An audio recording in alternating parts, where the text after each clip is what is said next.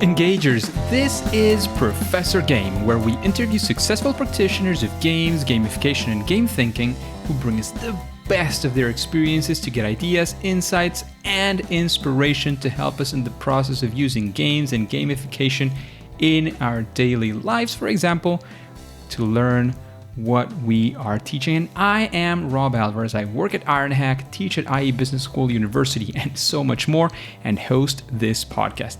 If you have an extra second, please go ahead and subscribe for free to our email list at professorgame.com/subscribe. Engagers, today we have a different episode because it was recorded live during my training as a LEGO Serious Play facilitator. It was with Robert Rasmussen himself, who is a main architect in this LEGO Serious Play methodology. He is a former employee of LEGO. He's managing director and chief facilitator. He is the co-author of the book Building a Better Business Using the LEGO Serious Play Method. And after, several years and more than 20 iterations, he and his team developed the concept into reproducible and robust methodology that it is today. He's the master trainer in the LEGO Serious Play methodology. He's the co-principal for Rasmussen Consulting in the US and Denmark, and on the advisory board for Rasmussen Consulting in Japan and Singapore. He's a master trainer for the LEGO Serious Play method, and he has spent his career applying experiences and theories about play, learning, creativity, and teaching business and educational and organizational development. So super interesting interview. However, the audio is not going to be as good as you might be used to on this podcast because, again, it was recorded live using my cell phone, but the content is golden. You'll find all the standard links and all that stuff, all that jazz on professorgame.com. If you look for Robert or Rasmussen with double S at the end, you'll find this episode, all the show notes as always, and I'll leave you to the episode.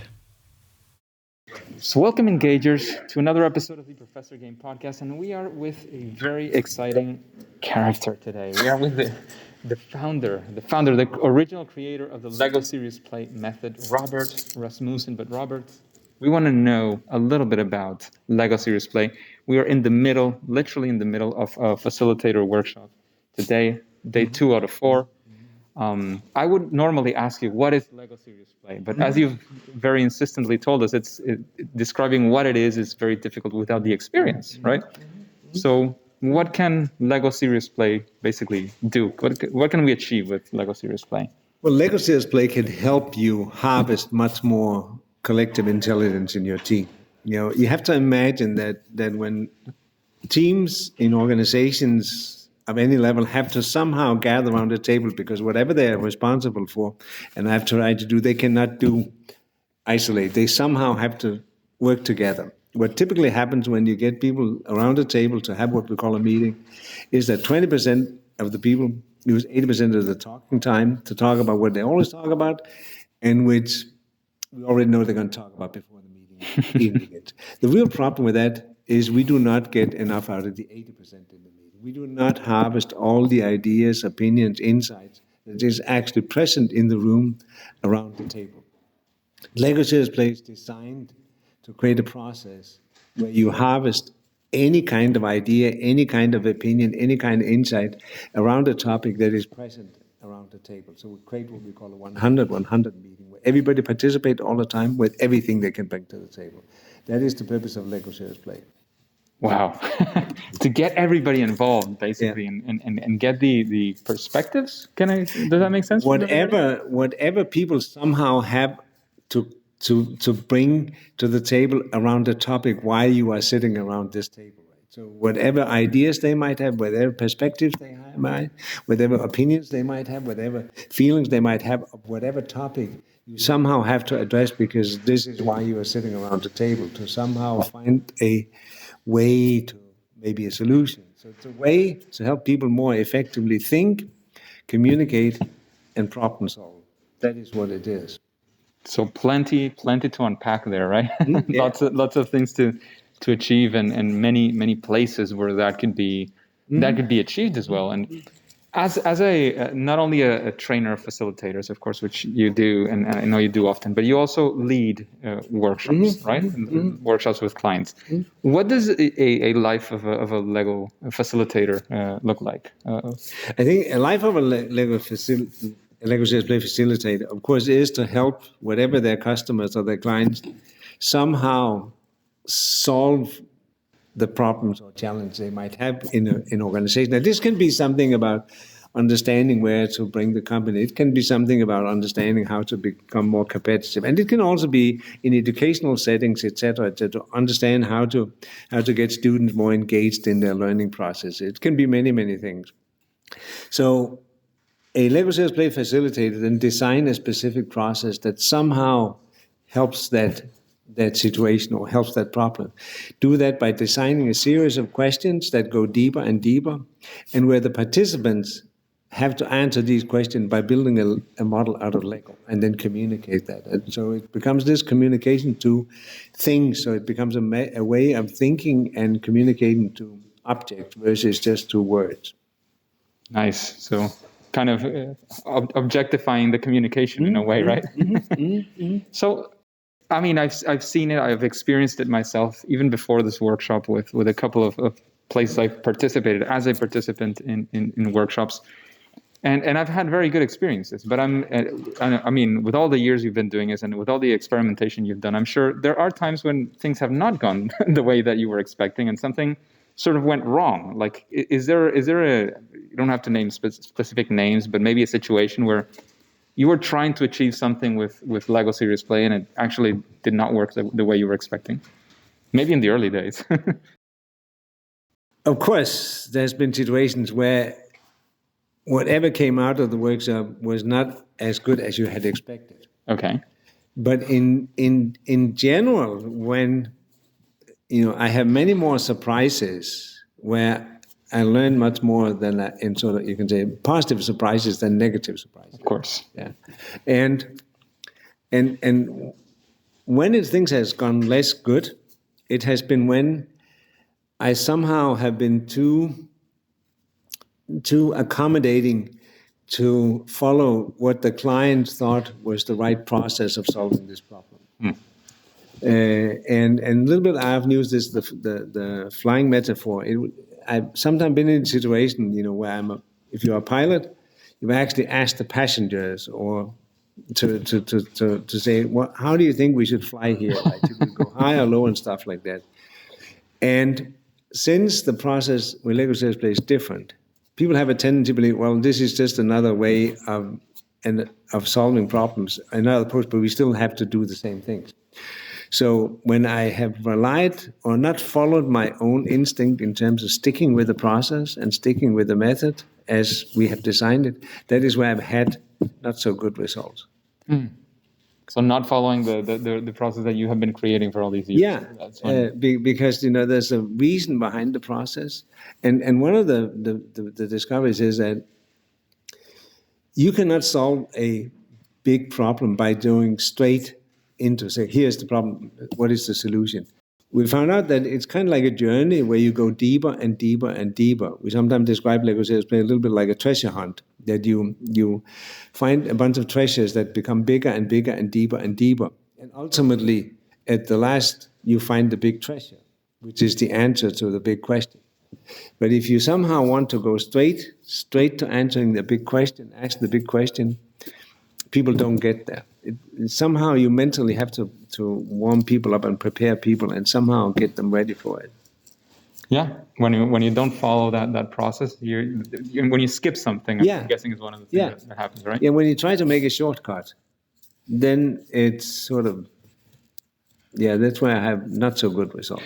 so that's the place where not so good results are coming. Is there maybe one, again, you don't need to specify, I was working with this company or that, but one of those times when things actually, as you mentioned, went really well or even better than you were expecting, that one of those very positive surprises, we would like to sort of be in that story with you as much as we can and like maybe see some of the success factors there.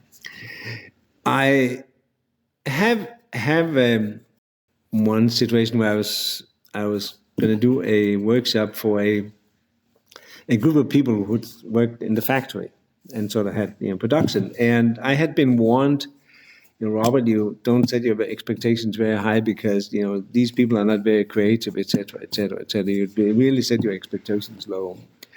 And what turned out to be the case was actually the opposite. I have rarely seen so good answers to complex problems as in that situation from people where normally that's what they don't do right.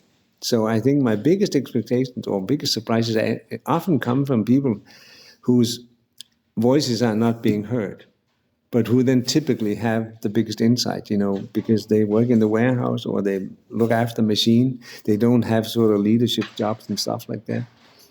This is sort of my biggest rewards, when you get unexpected, deep insights and answers from people who in their normal environment are not expected to produce those kind of answers. And Lego Series Play is capable of bringing that to the table because they can sit in the same. Yeah, these are the remarks that stick with all these years. I remember Brian from the warehouse that where we had to ask some really tough questions. He said, "Robert, nobody has asked me this question for 30 years, and now you're expecting me to answer this question in 5 minutes?" And he could do it. And his biggest, I did not know I knew this. So those are the sort of for me the biggest. Wow. I'm much more about giving, or you say what motivates me is that Lego Series Play give voices to the people that normally don't have voices, and those voices are often the ones that can bring the company or the organization, the team, the biggest step forward. They can make a massive difference because they've not had the tools to make that difference before. Yeah, they can make a massive difference. The other people have been continually doing things, and these people have been, just following. Just following or not being. You don't create an environment where you are expected to let your voice be heard. So the challenge or the advantage of Lego Series Play, you are expected to let your voice be heard, but you can let your voice be heard in a safe way, so you actually really can contribute. Yeah, that makes sense.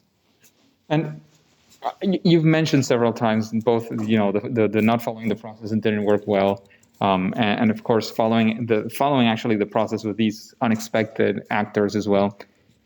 Of course, I know this is a 4-day workshop that we do of this, but is there?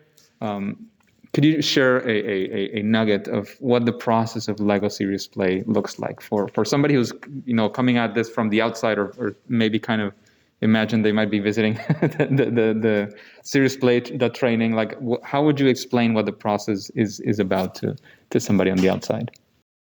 If you imagine your own workplace, for instance, and your own sort of team you're working with, or your own company, or your own business, or whatever, right? And I asked you the following question. You have to think of a Lego model that somehow would capture an aspect of your culture.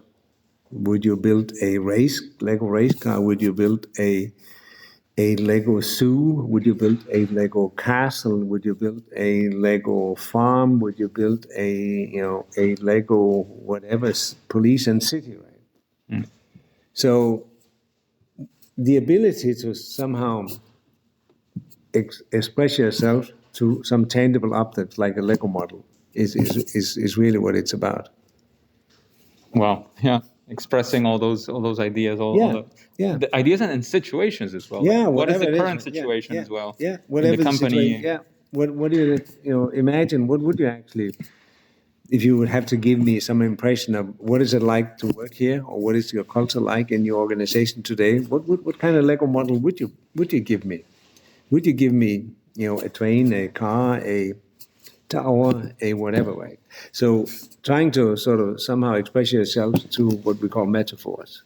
Yeah, that's what I was going to ask, because then sometimes it looks like a Lego race car, but there's a metaphor behind it. And there was a colleague mentioning that it was, it looked like a car or a race car, but it's all about the speed of movement, So it's a metaphor, as you were saying, that they can very well express all these things. That's fantastic, and I was sort of continuing in that same sort of recommendation area. Like this is the what we do here. Is there a best practice of Lego Serious Play? Is there like a place where you think that Lego Serious Play shines the most? Like a type of process, a type of situation where Lego Serious Play is at its best, perhaps? I think there's something about Lego Serious Play which makes it universal, which goes beyond the actual method and which goes beyond the actual Lego bricks. There's something about the evolution of us, and there's something about the fact that we have hands, and there's something that our ability to build, and what the fact that we have hands have done to our evolution. There's something about Lego Serious Play that taps into something that is our genetic coding. And that is really why it works so well. And which goes beyond the Lego bricks and which goes beyond maybe sort of the actual process. There is something about it that somehow fits right into our human nature and fits right out into our genetic coding. I know it sounds really, really but there is something about it. It really, really works for the way we really are created.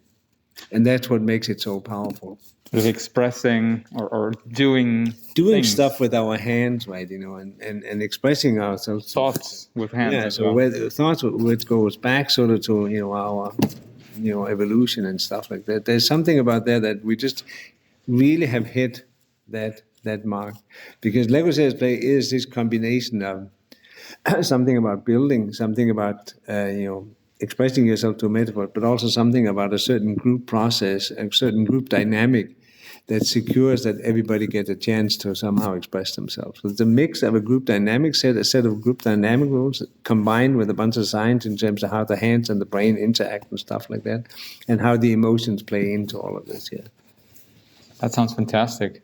And I know you have a great book precisely about Lego Serious Play, the whole method that you wrote several years ago. Is there perhaps, besides your book, of course, is there perhaps sort of maybe a companion or something that could have sort of helped the inspiration? I know you have many sort of a lot of science behind this Lego Serious method. So is there something that would perhaps accompany or give inspiration for the Lego Serious Play to sort of take it to another level or to get prepared for it? A book that you could mention? Yeah, I think there are two books that are really inspiring for me. And one is a simple book by Edgar Schoen called Humble Inquiry, The Art of Asking Instead of Telling. And the latest book, and I was just reading up, is a book by Sarah Kuhn, who was used to be a professor at Massachusetts, University of Massachusetts in Amherst, and also worked with me on Lego Serious Play many years ago, has just written a book, and I think it's called Thinking with Things, about a lot of experiment and research she's done by using objects to think with in higher education. Also specifically Lego, but not only Lego bricks, but this whole idea of using things to things with. And we talk a lot about how difficult it is to engage students in higher education nowadays, right? Yeah. How motivating. And this is really, really remarkable, some of the research she has done and experiments she's done by using simple objects to think with, which completely changes the dynamic in the classroom versus just the lecturing and versus just the technology. It's really, really inspiring book. Using I'm guessing, I haven't read the book, I have no idea there, but using the objects to think. Whether it's knitting or whether it's bricks or whether it's something, but just tangible, right? Yeah. Yeah, because technology sometimes the digital world is not so tangible. I couldn't remember. I actually wrote it right on the paper here. I was going to say that this is a really inspiring book. Just recently came out. Sounds like a fantastic book to read for sure. It's definitely a really interesting book to read for people that work in higher education. Yeah. I'll definitely put it on my list for sure, and hopefully the engagers will as well. And I usually ask most of the guests to tell us what is their favorite game, but of course, I don't know if that's a question that makes sense for you. But maybe you have a favorite piece or a favorite group of pieces in Lego, or a favorite model or a favorite build. Is there something when I say that something comes to your mind? My favorite models of all times is actually a model when you ask somebody to build what is Lego Serious Play, and he built an airport scanner, if you can imagine an airport scanner, and he built sort of this airport scanner, and then on the building plate there was a range of minifigures, and before the airport scanner there was a bunch of minifigures that were all gray and dark and sort of sad. And then right in the airport scanner, there was a Lego minifigure skeleton. And then on the other side, there were minifigures coming out in bright colors with flags and tools in hand, etc., marching forward, right? So this process that Lego Serious Play is actually like a process that goes straight to the bone and the soul of you. The core, yeah. The core of you, and then transform people into people that are colorful, motivated, ready to march forward with tools in hands and stuff like that. This is my favorite model of all times. Sounds like a beautiful model. Is it available somewhere? Yes, it is available. Love it. Yeah, Love it is it. available. Sounds fantastic. So thank you very much for investing this time with us, Robert. I don't know if you have any final words, I don't know if you want to say any piece of advice, of course, where we can find out more about Serious Play, etc. So the microphone is yours for sure. Yeah, no, I think you can, on some of, on a website called seriousplay.training, we also have a YouTube channel where we have a number of small videos called Lego Serious Play at a Glance. There's a lot of good sort of, I think, information to be gained from watching those videos. I'll definitely link to that on the show notes. Yeah, please do. Please do. Thank you very much. Thanks again, Robert, for all this inspiration. However, we'll now say that it's game over. Yeah, good.